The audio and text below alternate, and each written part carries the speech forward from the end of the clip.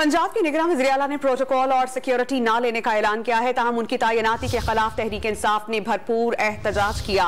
लाहौर में मीडिया के नुमाइंदगान से बातचीत में PTI रहनुमा फवाद चौधरी ने मोहसिन रजा नकवी के तकर्रुर को मुतनाज़ करार दिया और खबरदार किया कि इंतखाबात की तारीख ना देने पर गवर्नर आइन शिकनी के मुर्तकिब हो रहे हैं।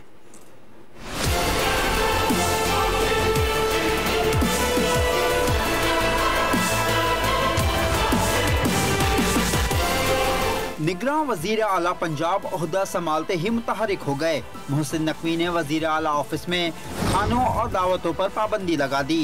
खुद अपने लिए खाना और चाय घर से मंगवाने की नई रिवायत भी कायम कर दी। वो अपने और अपने अमले के अखराजात खुद बर्दाश्त करेंगे। मोहसिन नकवी ने प्रोटोकॉल और सिक्योरिटी ना लेने का भी ऐलान किया। दूसरी तरफ तहरीक इंसाफ ने निगरान वजीर आला की तकर्रुरी के खिलाफ लाहौर में एहतजाज किया। PTI कारकुनों ने इलेक्शन कमीशन पंजाब के दफ्तर के बाहर शदीद नारेबाजी की। कारकुनान ने लोअर माल रोड पर धरना देकर रोड को ब्लॉक कर दिया।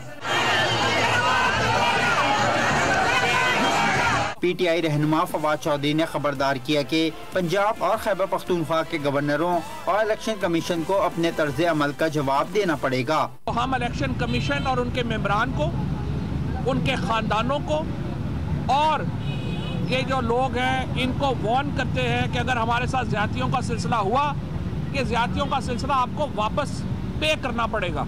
आप लोगों का पीछा हम आपकी उस वक्त तक करेंगे जब तक हम आपको करार वाकई सजा न दे लें। PTI रहनुमा ने इल्जाम आयद किया कि 25 मई के तशद्दुद में मुलव्विस अफसरों को पंजाब में तैनात किया जा रहा है। उन्होंने इंतखाबात की तारीख न देने पर आर्टिकल 6 के तहत मुकदमा दर्ज कराने का भी ऐलान किया।